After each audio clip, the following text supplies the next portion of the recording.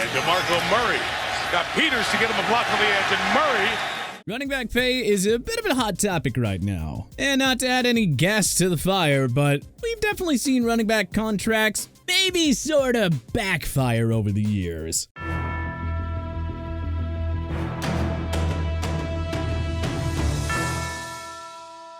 Running back pay and value continues to dominate the conversation as the forthcoming NFL season draws ever closer, with superstar rushers Josh Jacobs and Jonathan Taylor both publicly voicing their displeasure about their current contracts. The situation has only continued to sour, with no amicable resolution in sight for either side. Now, regrettably, long gone are the days of running backs being signed to mega deals. The market has adjusted the way the position is viewed and, of course, valued by NFL franchises in the modern game, with more teams than ever using multiple runners in a rotation rather than just one bell cow back. Still, the rare elite running backs that do remain are only paid a fraction of what their top counterparts at other positions earn.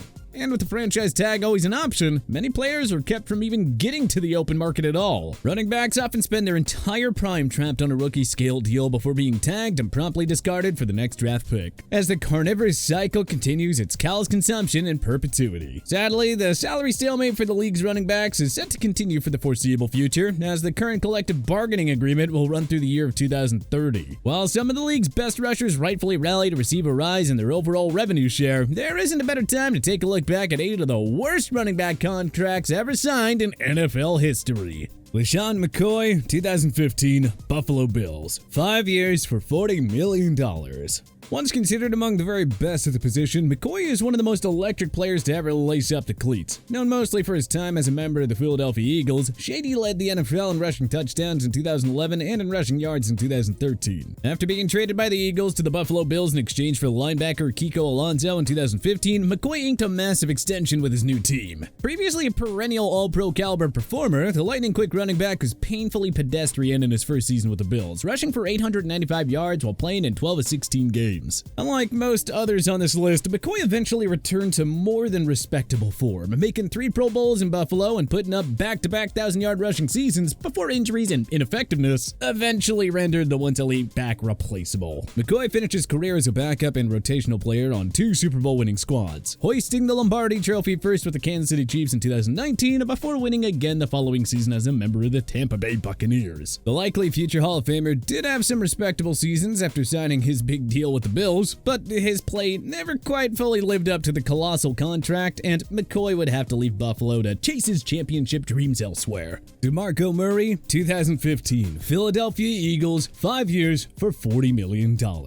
Murray was a Pro Bowler and All-Pro in 2014 with the Dallas Cowboys, leading the league in rushing attempts, yards, and touchdowns on his way to being voted AP Offensive Player of the Year. Dallas surprisingly let Murray walk in free agency after his career best season, and instead the star rusher ended up with the Cowboys division rival, signing with the Philadelphia Eagles for a staggeringly substantial sum. Splitting carries and playing time with fellow running backs Ryan Matthews and Darren Sproles, Murray took a significant step back after inking his big extension. The powerful pile pusher only managed 702 rushing yards while starting just 8 of 15 games played in Philadelphia. With his performance no longer matching his pay rate, the Eagles decided to move on from Murray after just 1 season, shopping him to the Tennessee Titans in exchange for a 4th-round pick. Murray returned to Pro Bowl form as a reclamation project with Tennessee before retiring after the 2017 season. But his contract with Philadelphia is still remembered as one of the worst in NFL history. Devonte Freeman, 2017, Atlanta Falcons, 5 years for $41.25 million. Following back-to-back 1,000-yard rushing campaigns, the Atlanta Falcons signed their superstar rusher to a gargantuan extension in 2017, making Freeman the highest-paid running back in the NFL at the time. Unfortunately, injuries began to mount for the once prolific runner, and the former Florida State star missed 2 games with a concussion in 2017 before dealing with a bothersome knee injury during the 2017 postseason. Freeman played in just 2 contests during the 2018 slate, missing time due to an assortment of ailments and eventually undergoing season-ending core muscle surgery. Though Freeman would eventually return healthy in 2019, he just failed to meet the high expectations that were placed on him by his lofty pact. managing only 656 yards on 184 attempts with just 2 rushing scores. The Falcons released Freeman with 3 years still remaining on his deal, and the former Pro Bowl runner would spend time with the Baltimore Ravens and New York Giants before ultimately calling it quits in 2021. Freeman's catastrophic contract served as a lightning rod lesson to not overpay for running backs, potentially initiating a paradigm shift in positional value for the once highly regarded rushers.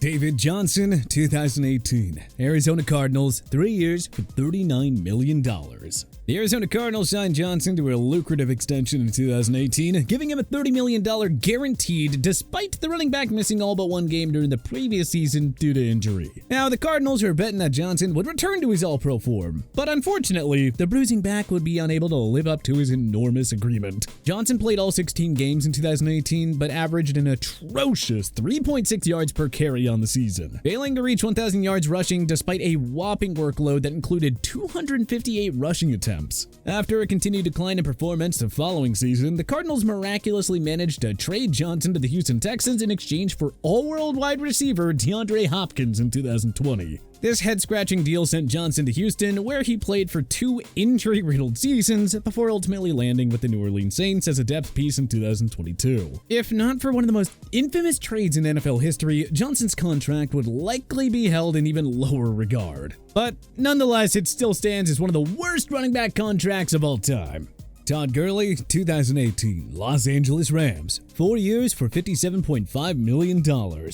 After winning Offensive Player of the Year and finishing second in MVP voting in 2017, the Los Angeles Rams inked Gurley to a massive new deal worth $22 million in guaranteed money. The former Georgia star had just led the NFL in rushing touchdowns as a multi-purpose weapon out of the Rams' backfield and was rewarded with an immense 40-year extension. Gurley repeated as the league's rushing touchdown leader the following season, punching in 17 scores on the ground while playing just 14 games, being named a Pro Bowler and first-team All-Pro for the 2nd consecutive year. Despite a career low in scrimmage yards, Gurley still managed 14 total touchdowns in 2019, but a chronic degenerative knee issue caused his efficiency to continually diminish drastically. The Rams released Gurley before the 2020 season as the once dominant dual-threat back signed with his hometown Atlanta Falcons for one last season, playing a pedestrian 15 games in a rotational role before ultimately hanging up the cleats for good. Gurley's oversized extension is an often cited example of why NFL franchises no longer allocate sizable assets to the running back position, with more teams utilizing the draft and franchise tag to keep costs controlled. LeVeon Bell, 2019, New York Jets. 4 years for $52.5 million. A 3-time Pro Bowl selection and 2-time first-team All-Pro, Bell's patient running style made him one of the NFL's most productive players over 5 seasons with the Pittsburgh Steelers, before the Star Runners sat out the 2018 slate due to a bitter contract dispute with the team. After missing an entire season in his prime, Bell returned to the NFL in 2019, signing with the New York Jets for a whopping $35 million guaranteed in free agency. The former Michigan State bell cow back was abysmal as the big ticket in the Big Apple, averaging a measly 3.2 yards per carry and mustering just 789 yards rushing in 15 games. Just 1 year after signing his mega deal, Bell was released by the Jets in 2020 and bounced around multiple teams before dabbling in celebrity boxing and hip-hop. Arguably the worst running back contract of all time, Bell was a major disappointment after signing his massive extension, leading many NFL teams to totally rethink how they approach allocated compensation for the position. Christian McCaffrey, 2020, Carolina Panthers, 4 years for $64 million. The Carolina Panthers made McCaffrey the highest paid running back in NFL history when he signed his then record-breaking contract in 2020. An undeniably terrific talent, the former Stanford star had just concluded an all-time season the year prior, piling up over 1,000 yards rushing while also snagging 100 receptions for another 1,000+ yards through the air. McCaffrey's monumental feat had only previously been accomplished by 2 others in NFL history, Roger Craig in 1985 and Marshall Faulk in 1999. After etching his name in the history books as only the 3rd member of this illustrious club, McCaffrey was widely thought to be the league's next star at the running back position. Unfortunately, McCaffrey would appear in just 10 games for Carolina over the next 2 seasons before being traded to the San Francisco 49ers midway through the 2022 campaign. The diminutive Dynamo had a perfect fit in head coach Kyle Shanahan's scheme, scoring 10 total touchdowns and 10 starts for the 49ers and helping the team reach the NFC Championship. Although he was able to return to Pro Bowl form last year in San Francisco, McCaffrey's Carolina contract irrefutably remains one of the worst ever handed out to a running back, as the former Stanford standout is still counting $18 $19.35 million against the Panthers' dead cap in 2023, even in spite of him no longer being on the roster. Ezekiel Elliott, 2019. Dallas Cowboys, 6 years for $90 million. The Cowboys mistakenly made Ezekiel Elliott the highest paid running back in NFL history back in 2019, and that contract is without a doubt the worst of all time for the position. Not only was Elliott's extension enormous, with over $50 million of it being guaranteed, but it's also the longest of all the contracts on this list, checking in at a whopping 6 years. While Elliott was still moderately productive after signing his massive mega deal, his efficiency and involvement in the Dallas offense steadily declined until his release earlier this summer. Currently toiling on the free agent market, looking for his next NFL opportunity, Elliott is still due nearly $12 million from the Cowboys over the next 2 years. Released just halfway through his gigantic extension, Elliott's deal will undoubtedly go down as the worst contract ever given out to a running back in NFL history. But what do you think was the worst running back contract in NFL history? Was there any that we may have missed? Let us know in the comment section below.